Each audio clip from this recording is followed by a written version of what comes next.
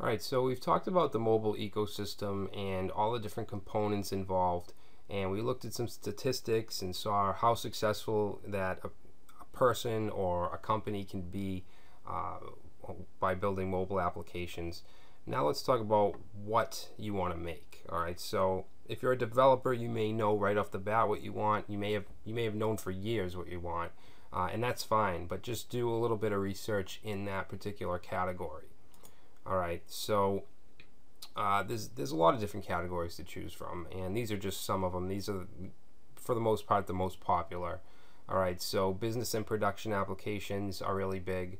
Games are probably the biggest, and that's what most people spend their money on is usually in-game, what's called in-game purchases or in-app purchases, where people can pay to level up or to add extra bonuses or whatever it may be. Utilities, so things like an example would be like a guitar tuner or a flashlight or something to do with the hardware. Alright, so maybe a workout tracker, things like that. Social and communication, so chat, messaging, things like that. Shopping and coupons, and also media and content downloads. Alright, so like I said, just do a little research in each category. Alright, so you want to ask questions like what kind of categories are people spending the most money in? How much are they spending? How many apps are being downloaded in these categories? And how many are actually successful?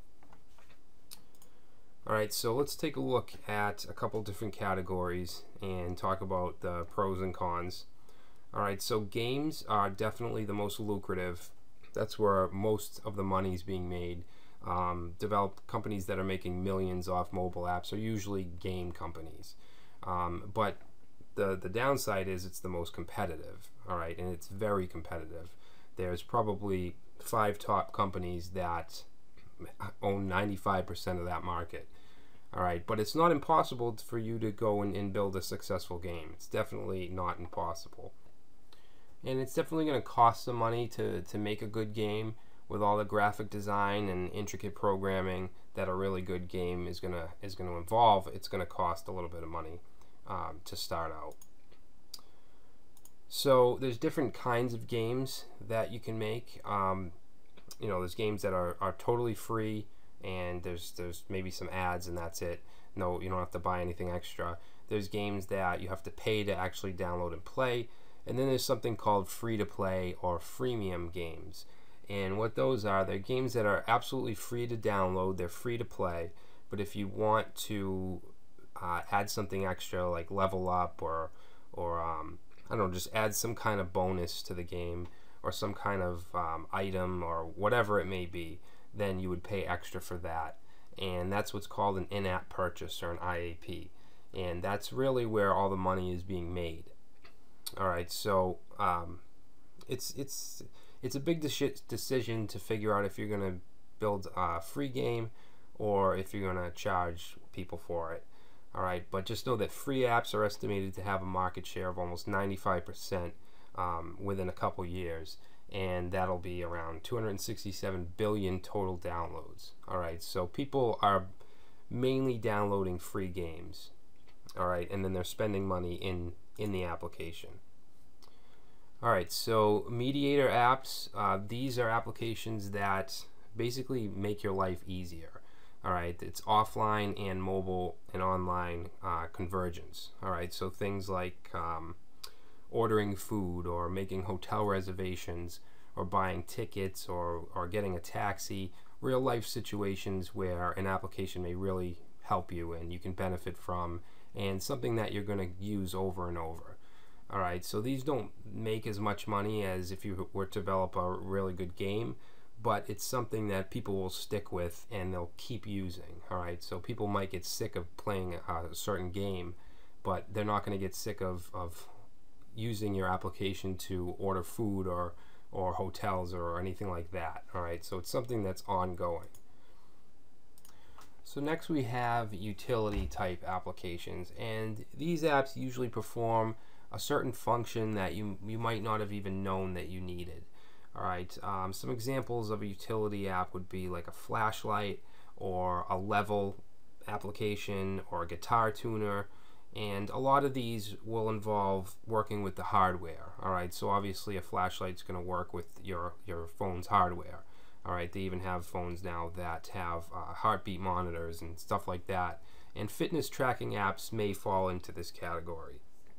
All right, so utilities, we also have social and communication applications. Now for this right here, I'm excluding dating apps because those are kind of in a class of their own, and we'll talk about those next. All right, so these applications typically don't make a lot of money. They're one of the lowest revenue categories. Some examples of a social application would be WhatsApp, Viber, Telegram, Line, and WeChat. All right, so some of these are really successful, but for the most part, this is kind of a low revenue category. In order for a chat service or a chat application to make anything near what a dating application would make, it would need at least 10 times the amount of people, 10 times the size. All right, so that brings us to dating apps. Okay, so online dating has proven how profitable this market can be.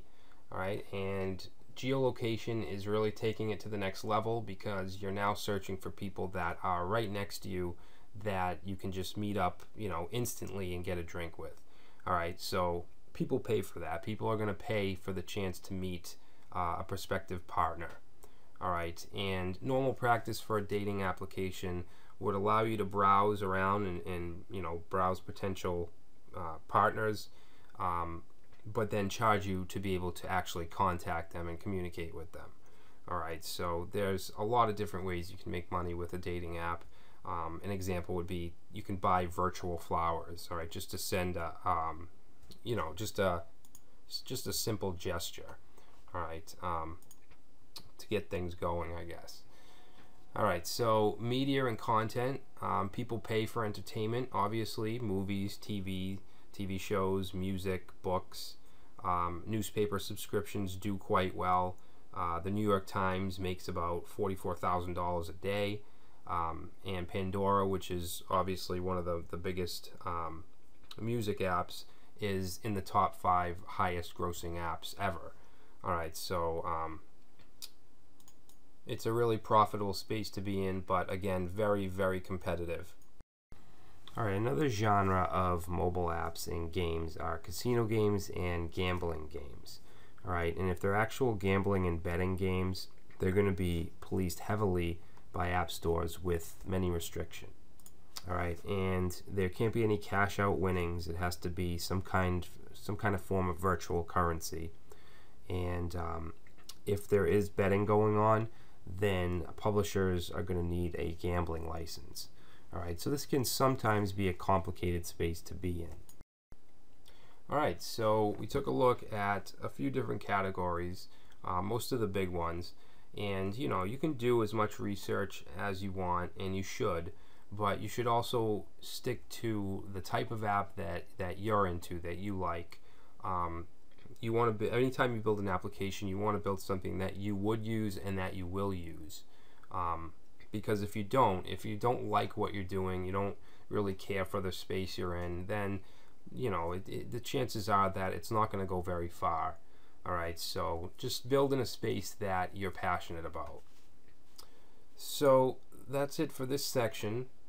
We talked about the different types of genres or categories that are available when building mobile apps.